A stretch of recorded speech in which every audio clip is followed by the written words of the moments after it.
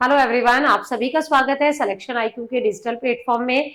और आज एक बेहतरीन ही टॉपिक के साथ हम क्लास को शुरू करने जा रहे हैं। और क्लास का आज का हमारा टॉपिक है सहकारिता। अब आपको लगेगा मैम सहकारिता क्या टॉपिक है। देखिए, सहकारिता आपके सिलेबस का पार्ट है, आपके इकोनॉमिक्स का पार्ट है। अगर आप जर्नल इकोनॉमिक्स की बात करते हैं या इकोनॉमिक सर्वे की बात करते हैं, या आप जब कृषि व संबद्ध क्षेत्र की बात करते हैं, या आप जब बैंकिंग की बात करते हैं, वहां पर भी ये टॉपिक आपको देखने को मिलता है। और इस साल ये इसलिए भी इम्पोर्टेंट है क्योंकि इस साल जो है सहकारिता दिवस या सहकारिता वर्ष के रूप में 2025 को बनाया जा रहा है। इसलिए भी हमारे लिए बहुत ही इंपॉर्टेंट रहने वाला है टॉपिक। तो इससे रिलेटेड जो भी फैक्ट एंड फिगर्स है, इवन पॉलिटी में भी मौलिक अधिकार के रूप में, नीति निर्देशक तत्वों के रूप में, स्थानीय स्वशासन में भी आप सहकारिता वाले टॉपिक को कनेक्ट कर सकते हैं। तो एक महत्वपूर्ण टॉपिक है और टॉपिक का नाम है जी सहकारिता।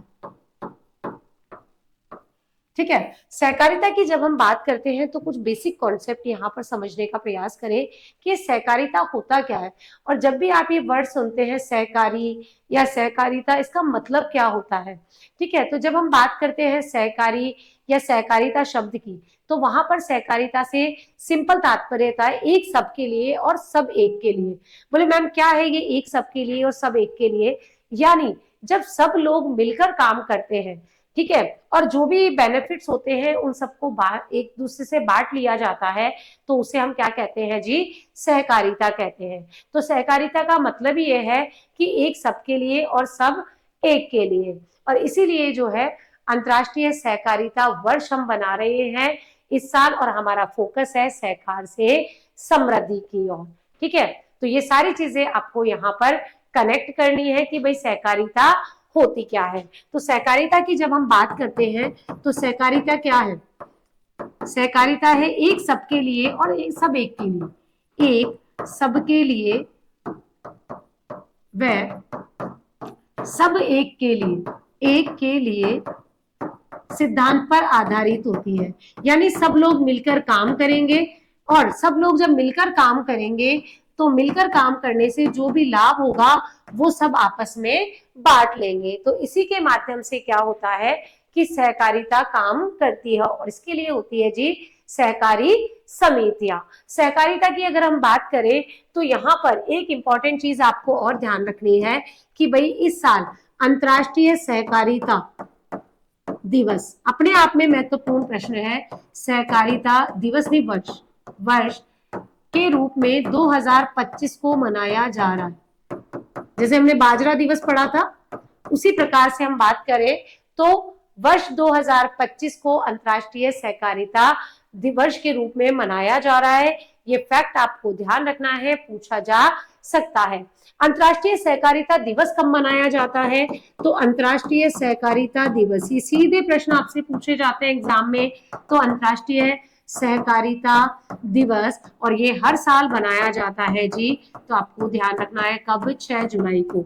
तो हर साल 6 जुलाई को मनाया जाता है क्या? सहकारिता दिवस, अंतर्राष्ट्रीय सहकारिता दिवस। ये आपको ध्यान रखना है। और लगातार जो है सरकार भी प्रयास कर रही है किसके लिए? सहकारिता को बढ़ावा देने के लिए, जिससे ग्रामीण क्षेत्र में विशेष रूप से योगदान दिया जाए, सहकारी समितियों को बढ़ावा दिया जा सके। इसीलिए सरकार फोकस कर रही है किस पर? सहकार से समृद्धि, सहकार से समृद्धि के राष्ट्रीय विजन पर भी बल दिया जा रहा है। राष्ट्रीय विजन पर बल दिया जा रहा है कि भाई सहकारिता के माध्यम से ही हम क्या कर पाएंगे? समृद्धि को प्राप्त कर पाएंगे। ये आपको ध्यान रखना है। अब जब हमने सहकारिता की बात की है तो सहकारिता की जो शुरुआत है, पहला सहकारी अधिनियम आया था जी 1901 में, यानी 1901 में। लगातार फिर समितियां बनी, समितियों की सिफारिश के बाद इसको जो है एक रूप दिया गया, और गांधीवादी दर्शन में भी सहकारिता पर बल दिया गया क्योंकि ये पूर्ण विकेंद्रीकरण पर बल देती है। इवन हम बात करें तो प्रथम पंचवर्षीय योजना में भी सामुदायिक व्यापक सामुदायिक विकास कार्यक्रम के तहत सहकारी समितियों को बढ़ावा देने पर बल दिया गया था। लेकिन सहकारी समितियां जो थी उनको कोई भी दर्जा प्राप्त नहीं था, और इसके लिए काम कौन करती है? तो सहकारी समितियां। सहकारी समितियां, सहकारी संघ, सहकारी के माध्यम से कार्य किया जाता है। बिल्कुल ठीक है। अब ये जो सहकारी समितियां हैं, इनको क्या है प्राप्त संवैधानिक दर्जा। तो सहकारी समितियों को संवैधानिक दर्जा प्रदान किया गया था, और ये कई बार एग्जाम में पूछा जाता है, क्योंकि आपके जो स्टैटिक जीके के पॉलिटी का पार्ट है, ये सहकारी समितियों को संवैधानिक दर्जा, और संवैधानिक दर्जा देने के लिए हमें ध्यान रखना है कौन सा, तो 97वां संविधान संशोधन, संविधान संशोधन और 97 वाले संविधान संशोधन 97 कॉन्स्टिट्यूशन अमेंडमेंट एक्ट। और इस एक्ट के तहत जो है सहकारी समितियों को क्या दिया गया जी, सहकारी समितियों को दिया गया जी संवैधानिक दर्जा। तो और संवैधानिक दर्जा देते हुए कब का है, ये 11 का है, और इन्हें क्या किया गया, मौलिक अधिकारों में शामिल किया गया, मौलिक अधिकारों में शामिल किया गया। ये इंपॉर्टेंट है, आपको ध्यान रखना है। यहाँ पर आपको आर्टिकल भी ध्यान रखना है, कौन सा आर्टिकल है, तो आर्टिकल 19। तो अगर 19 का पूछे तो आपको ध्यान रखना है अनुच्छेद 19 में, ठीक है। और 19 का भी 1 का क, एक बार इसको देख लीजिएगा 19 का, ये आपको ध्यान रखना है। फिर हम बात करें सहकारी समितियों को, तो इनको दिया गया है जी नीति निर्देशक तत्व में भी स्थान। तो नीति निर्देशक जो तत्व है उनमें भी, जिसे हम डीपीएसपी कहते हैं, ठीक है। तो डायरेक्टिव प्रिंसिपल जो है डीपीएसपी, नीति निर्देशक जो सिद्धांत है, जो तत्व है, उनमें भी इसे स्थान दिया गया है। यहाँ पर आर्टिकल आपको ध्यान रखना है 43B। तो आप सिद्धांत लिख लीजिए, और इसमें आपको ध्यान रखना है 43B के तहत इसे शामिल किया गया था, किसमें, तो 97 कॉन्स्टिट्यूशन अमेंडमेंट एक्ट के द्वारा ही। ये भी आपको ध्यान रखना है। और भी कई सहकारी समितियों का जिक्र किया गया है क्या संविधान में, बिल्कुल।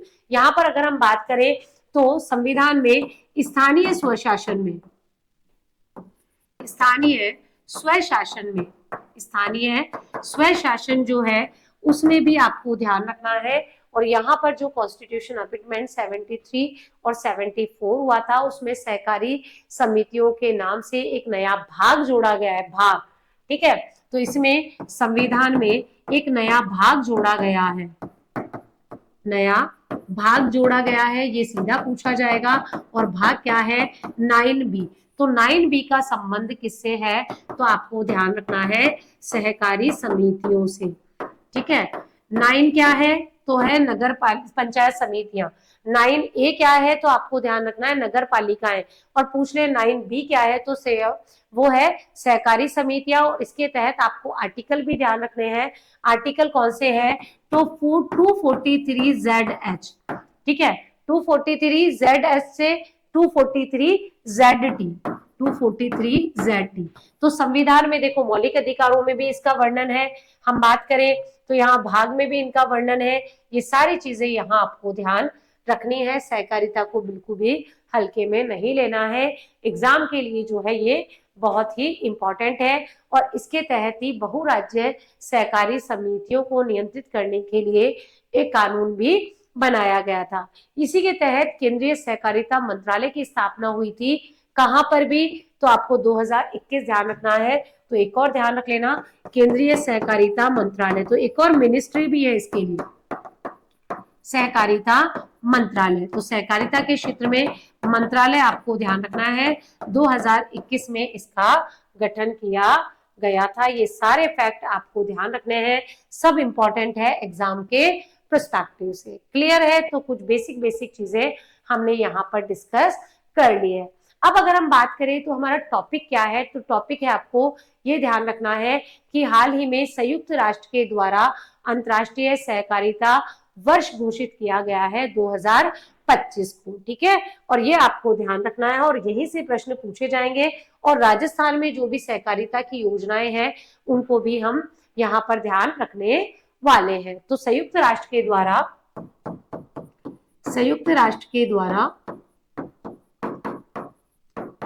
2025 को अंतर्राष्ट्रीय सहकारिता वर्ष के रूप में, अंतर्राष्ट्रीय सहकारिता वर्ष घोषित किया गया है। और आपको ध्यान रखना है कि ये जितने भी 2025 के वर्ष है ना, वो सारे पे मैं एक अलग से शॉर्ट वीडियो भी अपने चैनल में शॉर्ट्स में डाल चुकी हूँ, है ना। तो ये आपको ध्यान रखना है। और अगर हम बात करें कि इसकी थीम क्या है, तो थीम है सहकारिता एक बेहतर दुनिया का निर्माण करती है। तो इसकी थीम आपको ध्यान रखनी है कि सहकारिता एक बेहतर दुनिया का निर्माण करती है। क्यों भाई? क्योंकि एक सबके लिए और सब एक के लिए, ठीक है, दुनिया का निर्माण करती है, निर्माण करती है। ठीक है जी, ये आपको ध्यान रखना है। ये इसकी थीम है। तो थीम पूछ ले, 2025 का वर्ष पूछ ले, ये भी आपको ध्यान में रखना है। और इसके लिए लगातार सरकार जो है प्रयास कर रही है कि सहकारी क्षेत्र को मार्गदर्शन करे। और इसके लिए भारत की स्वतंत्रता की शताब्दी यानी 2025 से लेके जो 2045 तक है, उसमें सहकारी क्षेत्र पर बल दिया जा रहा है। और सरकार के द्वारा, चाहे वो केंद्र सरकार हो या राज्य सरकार हो, लगातार जो है कई सारी जो नीतियां हैं उनको यहाँ पर लागू किया जा रहा है। ठीक है। और यहाँ पर अगर हम करंट की पर्सपेक्टिव से देखें तो यहाँ पर एक चीज आपको और ध्यान रखनी है कि भाई करंट में हिसाब से सहकार से समृद्धि जो विजन है, ठीक है, जो हमारा राष्ट्रीय विजन है कि सहकार से हम क्या लाना चाह रहे हैं, समृद्धि की पहलों के क्रियान्वयन में राजस्थान देश के शीर्ष राज्यों में शामिल हो गया है। कि पहलों के क्रियान्वयन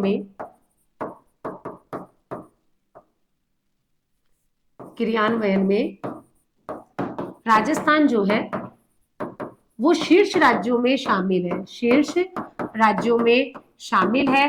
तो ऐसी स्थिति में लगातार हमने जो है सहकारिता के क्षेत्र में अच्छा प्रयास किया जा रहा है, ये आपको ध्यान रखना है। सहकारी समितियों द्वारा भारतीय बीज सहकारी समिति लिमिटेड की सदस्यता के मामले में राजस्थान देश में शीर्ष स्थान पर पहुंच गया है।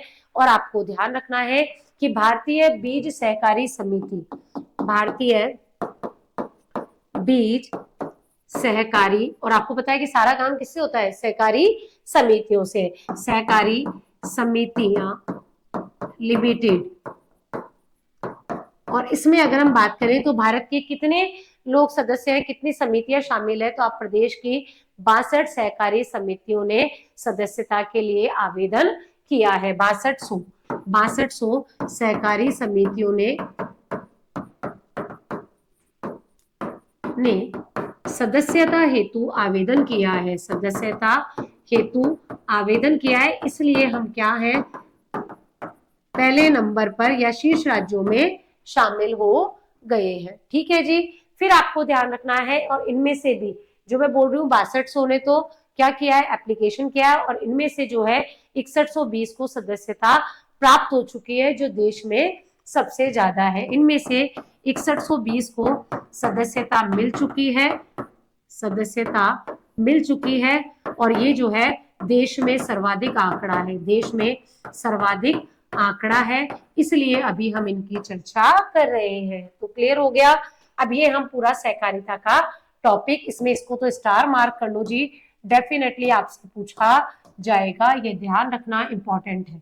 अब राज्य में संचालित जो भी सहकारिता से रिलेटेड योजनाएं हैं उनके बारे में थोड़ी सी चर्चा कर लेते हैं, जहां पर प्रश्न पूछा जाता है। जैसे हम बोले 0% ब्याज दर पर लघु अवधि के कृषि ऋण, 0%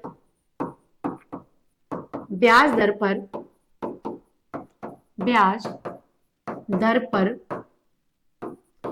लघु अवधि के कृषि ऋण, लघु अवधि के कृषि ऋण क्या है ये, तो ये आपको ध्यान रखना है। राज्य में सहकारिता की प्रमुख योजना, सहकारिता की प्रमुख योजना, और ये इकोनॉमिक सर्वे का भी पार्ट है, आपके राजस्थान ज्योग्राफी का भी पार्ट है, और इकोनॉमिक्स का भी पार्ट है। यानी क्या किया जा रहा है, लघु अवधि के कृषि ऋण दिए जाएंगे, ठीक है, जो टाइम पर इनको चुका देगा उन्हें सब्सिडी भी जारी की जाएगी। कब से योजना चल रही है, तो योजना 2012-13 से चल रही है, और आपको क्या ध्यान रखना है कि भाई जो टाइम पे यहाँ पर चुका देंगे किसान फसली ऋण को, उनको क्या दी जाएगी, सब्सिडी। तो जिन किसानों के द्वारा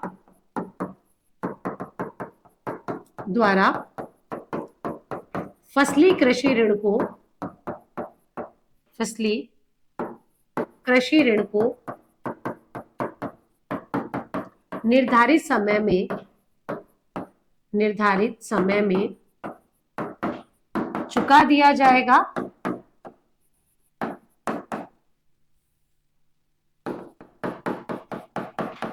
उन्हें सब्सिडी दी जाएगी। उन्हें क्या दी जाएगी जी, ब्याज सब्सिडी इसके तहत दी जाएगी। तो उन्हें सब्सिडी प्रदान की जाएगी। सिंपल सी योजना है, ज्यादा आपको इसमें तकल्लुफ करने की जरूरत ही नहीं है। एक आपको ध्यान रखना है कृषि इंफ्रास्ट्रक्चर फंड, ठीक है। तो कृषि इंफ्रास्ट्रक्चर फंड,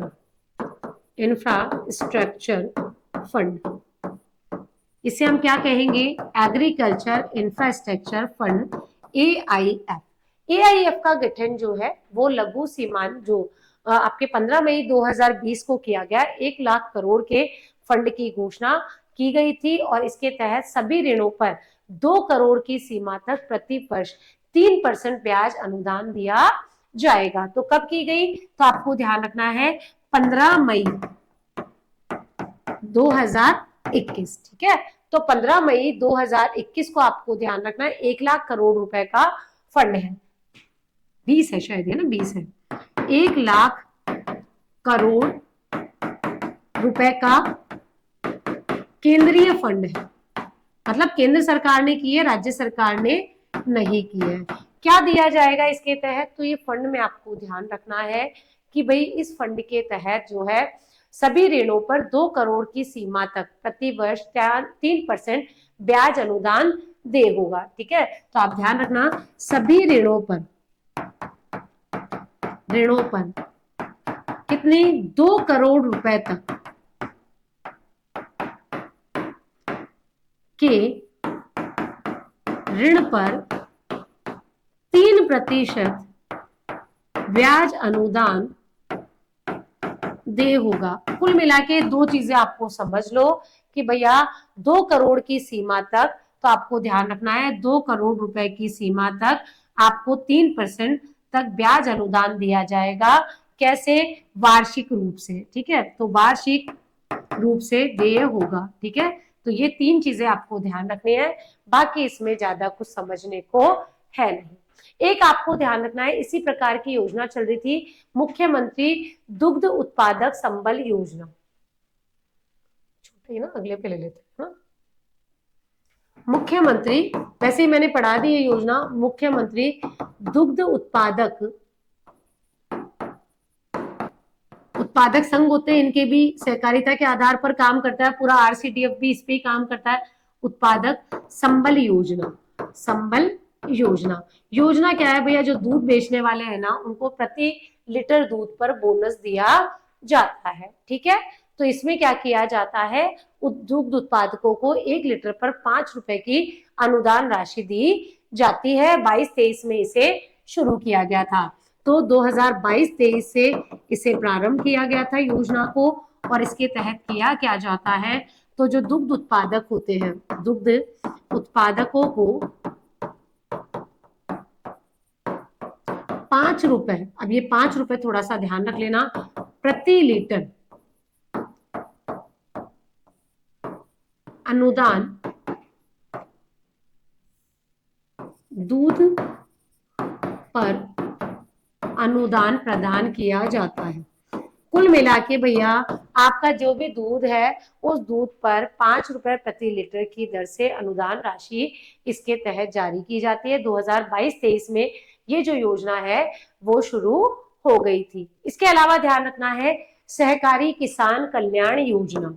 तो सहकारी किसान कल्याण योजना, सहकारी किसान कल्याण योजना क्या है ये योजना, तो भाई सहकारी किसान कल्याण योजना जो है इसके तहत किया क्या जाता है, जो केंद्रीय सहकारी बैंक है वो कृषि संबंधित उद्देश्यों के लिए 10 लाख रुपए तक का लोन देते हैं कृषि उपज रहन ऋण योजना भी है, ये आपको ध्यान रखनी है। ठीक है, तो कृषि संबंधित कार्यों के लिए, कृषि संबद्ध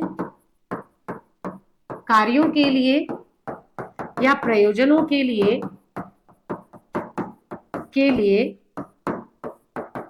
केंद्रीय सहकारी बैंक, जिन्हें हम अपेक्स बैंक कहते हैं ना, केंद्रीय सहकारी बैंकों द्वारा 10 लाख रुपए, ये दो चीजें ध्यान रख लेना, केंद्रीय सहकारी बैंक और 10 लाख रुपए, 10 लाख रुपए तक का ऋण प्रदान किया जाता है, ऋण प्रदान किया जाता है। सिंपल सिंपल योजनाएं हैं, कुछ ज्यादा दिक्कत ही नहीं। 10 लाख रुपए का ऋण अपेक्स बैंक जो भी होते हैं वो दिया जाता है। अभी राजस्थान का अपेक्स बैंक जो है जयपुर में है, टॉप रोड पे, ये आपको ध्यान रखना है। इसके अलावा कृषि उपज रहन के विरुद्ध भी 30% की ब्याज दर कृषकों को ऋण में दी जाती है, कृषकों को ऋण दिया जाता है।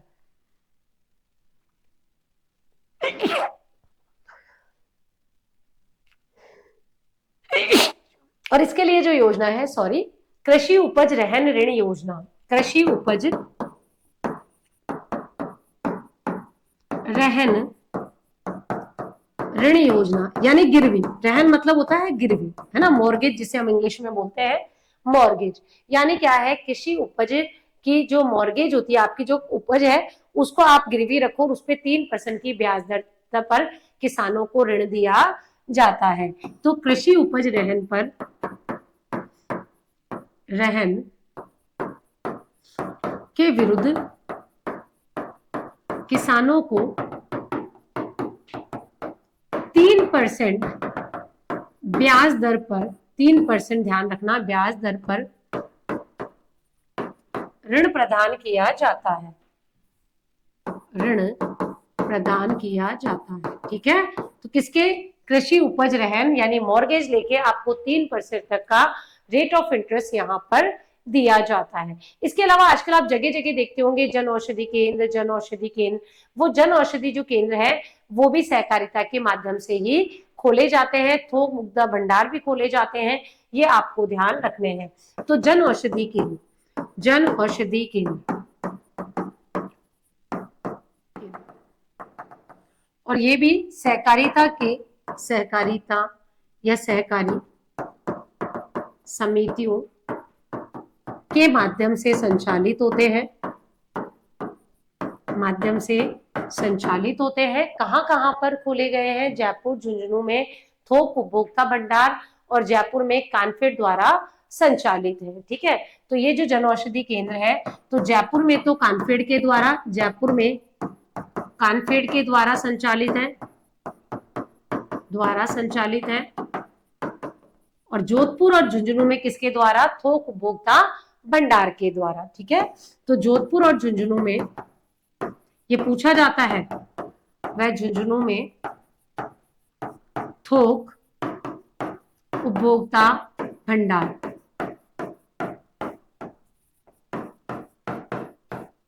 के माध्यम से संचालित है, ये भी आप ध्यान रखना है। तो आजकल वैसे भी जन औषधि केंद्र जो है जगह जगह आपके खुल रखे हैं, तो आप उनको भी देखते होंगे, तो वो किसके द्वारा, सहकारिता के माध्यम से ही संचालित किए जाते हैं, ये आपको ध्यान में रखना है। इसके अलावा जो गृह समृद्धि आवास ऋण योजना भी है, ठीक है, बीबी ब्लैंकेट योजना भी है, पिछले इकोनॉमिक सर्वे में थी, इस बार उसको हटा दिया गया है। तो गृह संबंधित आवास योजना, गृह समृद्धि आवास ऋण योजना, आवास। अब देखो ऐसी योजनाओं में आपको करना कुछ नहीं है, दो दो पॉइंट्स याद करने होते हैं। आपको लगा कितनी, गृह मतलब घर, आवास मतलब आवास, है ना, मतलब गृह समृद्धि आवास, यानी भैया कुल मिला के जो है घर के लिए लोन मिलेगा, कितना, 7 लाख का, कितने साल के लिए, 7 लाख के लिए, किसके लिए, पुनर्निर्माण के लिए या साज सज्जा के लिए, रिनोवेशन के लिए। बनेगा तो बिल्कुल भी नहीं ना, आप सोचते हो 7 लाख में घर बन जाएगा, नहीं बनेगा। तो इसमें क्या किया जाता है, आपको ध्यान रखना है कि वेतन भोगी व्यक्तियों के लिए 7 लाख रुपए का ऋण तो एक तो 7 लाख इंपॉर्टेंट हो गए, ठीक है। कितने वर्ष के लिए? 7 वर्ष के लिए दिया जाता है। तो आपको 2-3 चीजें ध्यान रखनी है, 7 लाख रुपए और कितने? 7 वर्ष के लिए प्रदान किया जाता है। किस लिए? तो भवन की साज सज्जा, या तो पुनर्निर्माण के लिए, मरम्मत के लिए, भवन की मरम्मत, पुनर्निर्माण या साज सज्जा के लिए, रिनोवेशन जिसको बोलते हैं, साज सज्जा हेतु ये दिया जाता है 7 लाख रुपए का ऋण। और पहले एक और योजना थी, बेबी ब्लैंकेट योजना, लेकिन इस बार वाले इकोनॉमिक सर्वे में वो योजना नहीं है, ये आपको ध्यान रखना है। स्वरोजगार क्रेडिट कार्ड योजना, ठीक है, स्वरोजगार क्रेडिट कार्ड योजना, क्रेडिट कार्ड योजना, स्वरोजगार क्रेडिट कार्ड योजना है भैया। इसमें भी एक क्रेडिट कार्ड बना देंगे और उस क्रेडिट कार्ड के माध्यम से आप क्या कर सकते हो, तो 50,000 रुपए का ऋण 5 वर्ष की अवधि के लिए आपको मिल जाता है स्वरोजगार के लिए, ठीक है। तो आपको ध्यान रखना है, स्वरोजगार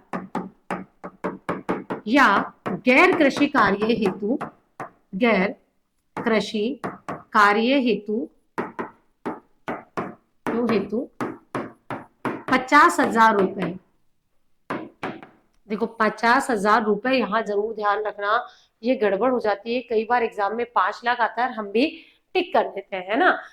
तो 50,000 रुपए का ऋण 5 वर्ष की अवधि के लिए, 5 वर्ष के लिए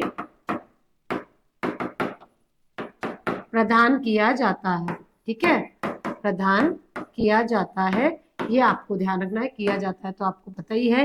तो भैया 2 चीजें ध्यान रखनी है, 50,000, 5 लाख रुपए किसके लिए? क्रेडिट कार्ड योजना है, ये आपको ध्यान में रखनी है, यहां से अगर कोई प्रश्न पूछा जाता है। एक आपको ध्यान रखना है, पीएम किसान सम्मान पोर्टल, ठीक है। तो पीएम किसान पोर्टल जो है वो भी पीएम किसान पोर्टल, किसान पोर्टल सब सहकारिता से रिलेटेड है, इसलिए इतना डिटेल में हम डिस्कस कर रहे हैं।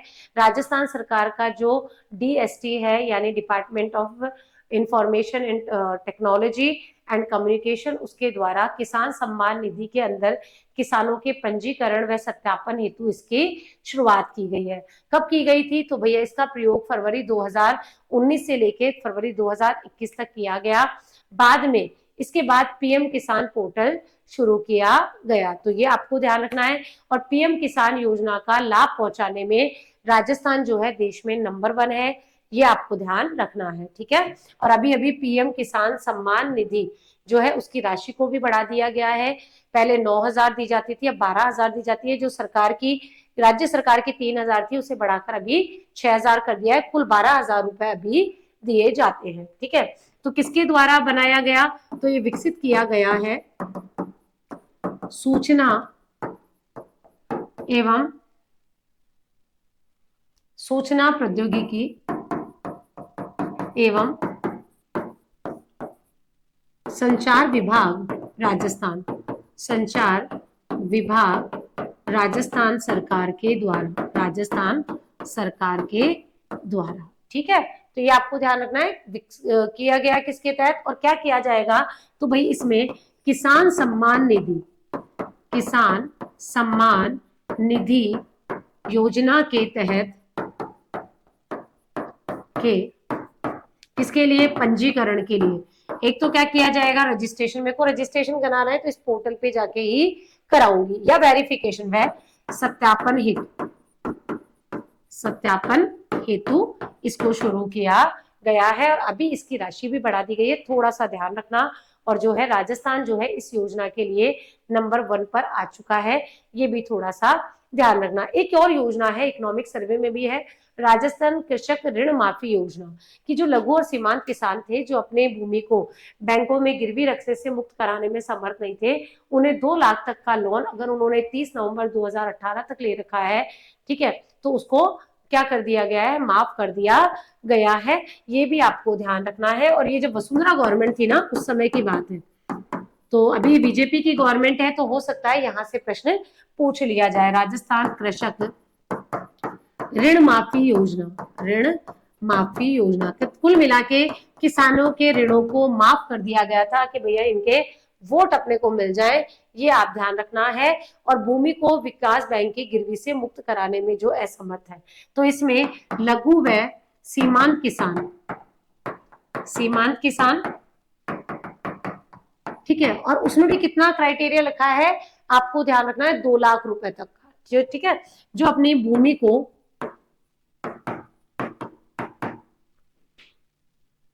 बैंकों से मुक्त करवाने में या छुड़वाने में असमर्थ है, असमर्थ हो। कुल मिला के भाई मैंने लोन तो ले लिया, गिरवी रख दी भूमि, लेकिन अब मैं उसको छुड़वा नहीं पा रहा हूं, तो उनको क्या कराया गया है, 30 नवंबर 2018 है ना, ये ध्यान रख लेना, 18 तक 2 लाख रुपए तक के ऋण माफ कर दिए गए हैं, ऋण माफ कर दिए गए थे। तो ये डेट भी ध्यान रखना कि इस अवधि तक के ऋण बकाया की माफी कर दी गई है, ऋण बकाया को माफ कर दिया गया। उस समय बहुत चर्चा में थी योजना, क्योंकि सरकार ने जाते जाते इस प्रकार की योजना को यहाँ पर प्रमोट किया था, ये आपको ध्यान रखनी है, ठीक है। तो ये इंपॉर्टेंट योजना है। एक और महत्वपूर्ण योजना अभी सूजस में भी काफी आई थी, चर्चा में थी, उसके बारे में भी डिटेल से बात करते हैं। इनमें से कुछ योजनाएं आपको इकोनॉमिक सर्वे में है और कुछ जो है डायरेक्ट आपकी सहकारिता से संबंधित है। सारी योजनाएं आपको ध्यान में रखनी है। अब बात कर लेते हैं एक महत्वपूर्ण योजना की, और वो क्या है, सहकारी गोपाल क्रेडिट कार्ड ऋण योजना, ठीक है। तो सहकारी गोपाल क्रेडिट कार्ड ऋण योजना, क्रेडिट कार्ड ऋण योजना है ना, योजना महत्वपूर्ण है। अभी जो है सुजस में भी थी तो चर्चा में भी है, आपको ध्यान रखना है। कुछ नहीं है, सिंपल सी योजना है कि अब पशुपालक जो है 1 लाख रुपए तक का ऋण ले लेंगे बिना किसी ब्याज के। कब शुरू हुई है, तो इसका प्रारंभ आपको ध्यान रखना है, और प्रारंभ हुआ है जी 28 अगस्त आपका 2024। तो अभी लेटेस्ट की योजना है, इस सरकार की योजना है, पूछे जाने की संभावनाएं ज्यादा है। उद्देश्य क्या है इस योजना का, तो उद्देश्य आपको ध्यान रखना है कि भाई जो भी पशुपालक है, ठीक है, या जो डेयरी मालिक है, उनको बिना ब्याज 1 लाख रुपए तक का अल्पकालिक ऋण उपलब्ध कराना। किसको, 2 कैटेगरी है, एक पशुपालकों व डेयरी मालिकों को, डेयरी मालिकों को 1 लाख रुपए, ये थोड़ा सा ध्यान रखना, 1 लाख रुपए का ऋण, 1 लाख रुपए का ऋण बिना ब्याज के, बिना ब्याज के उपलब्ध कराना, बिना ब्याज के उपलब्ध कराना। तो 2 चीजें ध्यान रखनी है, बिना ब्याज के 1 लाख, एक तो पशुपालक है, किसान नहीं है, और डेयरी मालिक है, ठीक है। किसान नहीं होंगे, किसान होगा तो ऑप्शन गलत हो जाएगा, ठीक है। 1 लाख रुपए तक का ब्याज मुक्त ऋण दिया जाएगा, 1 वर्ष के बाद उसको नवीनीकरण भी किया जा सकता है। तो प्रावधान क्या है, प्रावधान आपको ध्यान रखना है, 1 लाख रुपए का ऋण, 1 लाख रुपए का ब्याज मुक्त ऋण दिया जाएगा, ब्याज मुक्त ऋण प्रदान किया जाएगा, पहली बात। दूसरा बात, इसके 1 वर्ष बाद, 1 वर्ष बाद नवीनीकरण की सुविधा भी उपलब्ध है, नवीनीकरण की सुविधा उपलब्ध है, यानी आप क्या कर सकते हैं, इसे दोबारा से भी ले सकते हो, कोई दिक्कत नहीं है, फिर से लिया जा सकता है।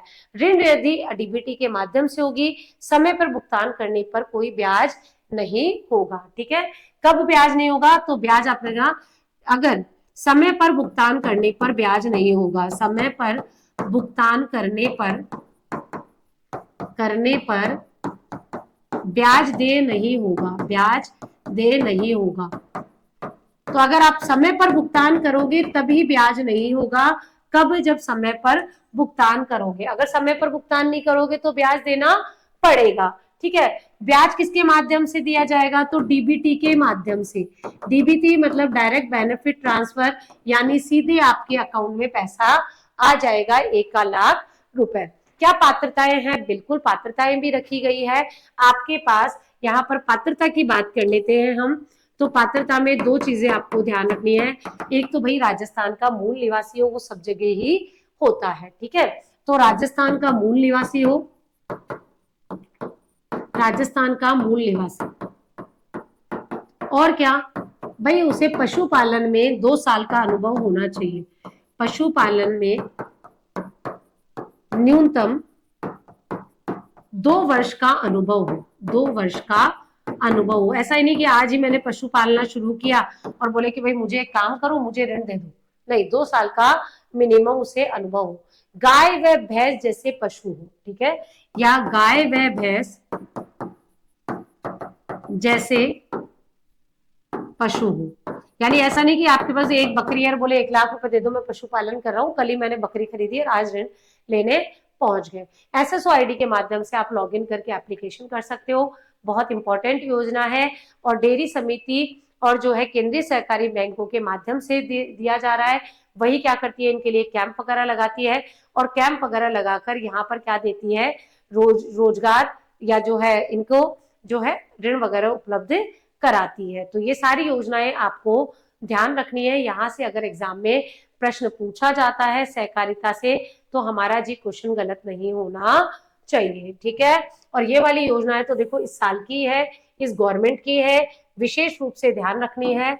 और जो है आपके सूजस में भी आ चुकी है, न्यूज़पेपर में भी आ चुकी है, आर्टिकल बड़ा तो आपसे पूछा जा सकता है। तो आई थिंक सहकारिता के बारे में हमने महत्वपूर्ण चर्चा कर ली है कि सहकारिता के लिए कौन सा आर्टिकल है, ये भी पूछा जाता है।